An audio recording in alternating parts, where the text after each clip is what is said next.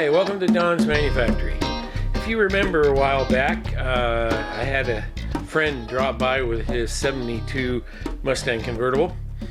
At the time that I was working on it, he didn't really want to be on video, but his son didn't mind, so we set up a meet, and it was quite interesting. The one son came from Washington. He's the one who found the car, and the other son is up from Texas. So this was quite the conversation, and this is how it went. Okay, tell us the story. Oh, all right. Well, so yeah, a couple years ago. Whatever possessed you to hunt down your dad's old car? Or was that not the goal? There was no real goal. I've always kind of wanted to get a classic Mustang. I've had my SVO forever, and it's fun. Well, that's pretty classic. It is now, yeah. Except I did that terrible thing where I made it too much of a race car, and it's really not fun to drive. Anyway, it's not going to be a road trip car. It's not gonna, it's fun to drive around town. I raced autocross with it for a while. That was fun, but now you're bored with that. Well, yeah. So you could do wheel to wheel.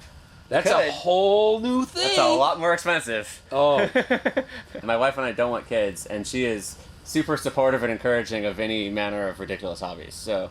Oh. Okay, back to the story. Yeah. So kind of looking for a classic. At some point, didn't really know what exactly. Well, you wanted a 171 2 and 3 convertible. So what happened was just randomly on the internet, a car dealer in Texas. You've probably seen them if you peruse Craigslist. They post all of their cars on every Craigslist across the country, and one that they posted was a '72 Gold Glow convertible, Q code Cobra Jet 4-speed car, competition suspension, like the fully loaded version of this car that you could get. And I was like, oh man, that's so cool. That reminds me of the car we had as a kid. And of course, my wife was immediately like, buy it. And I hemmed and hawed because I wanted too much money for it, and it sold. So I just randomly joined the Facebook group for Big Nose Mustangs, 71 to 73s. Large marges. Yep, large marges. Yeah. And not much in the trunk, but a lot up front. Man, not even a month later, this guy posts one really terrible picture of a car for sale.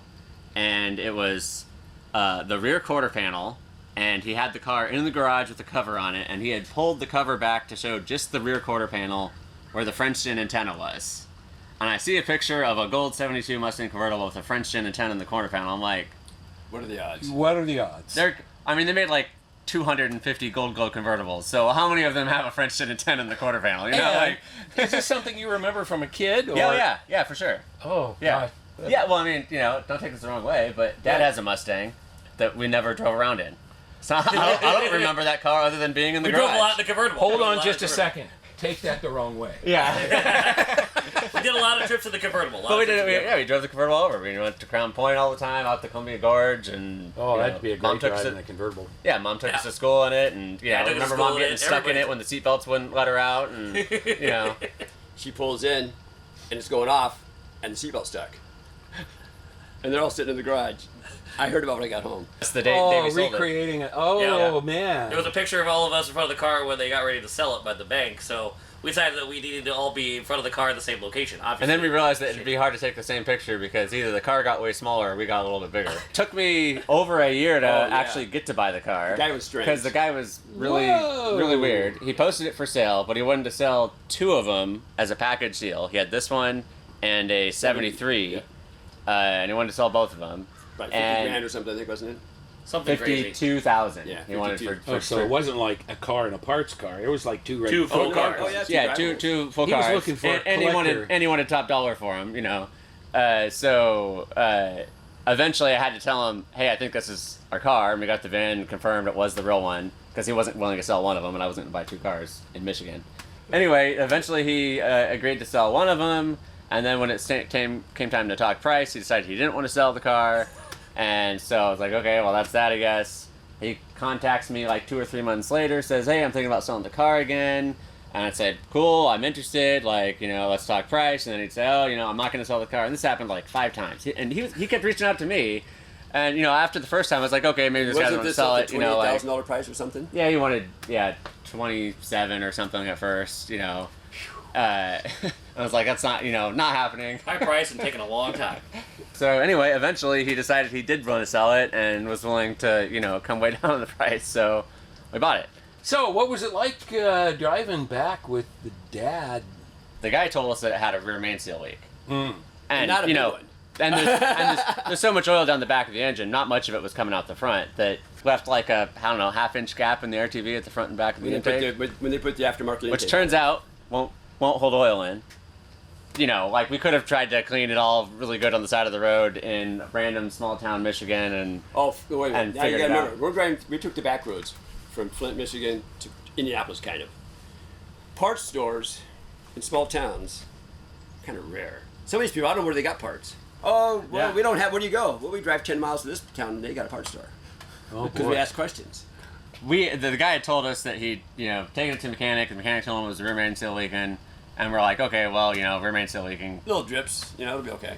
And then we get there and it's a lot more than little drips. So, but still assuming that whoever he had looked at it had actually traced down the oil leak. But when we Right. get it home and clean it up, turns out it's Well, we spotted it right away, but once we started paying attention, there was a puddle around the distributor. the whole bottom is very well lubricated. It's not gonna rust. So the car, since we sold it, so far as we can tell, has about 10,000 miles in 28 years. That's not much.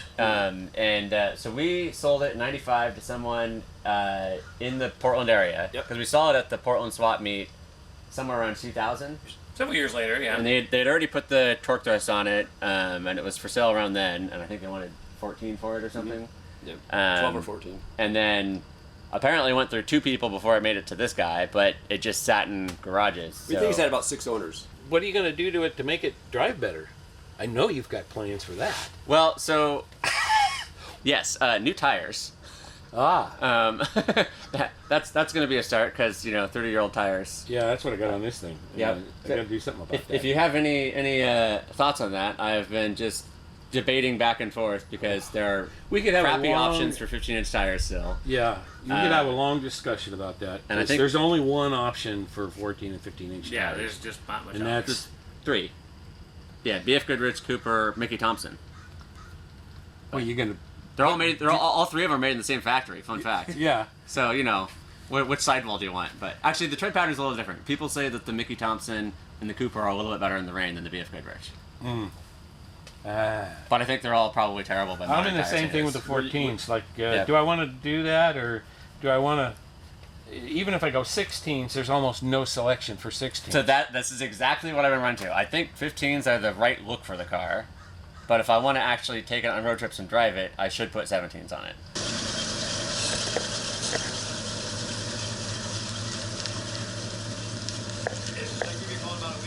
And you made it. You made it without scraping.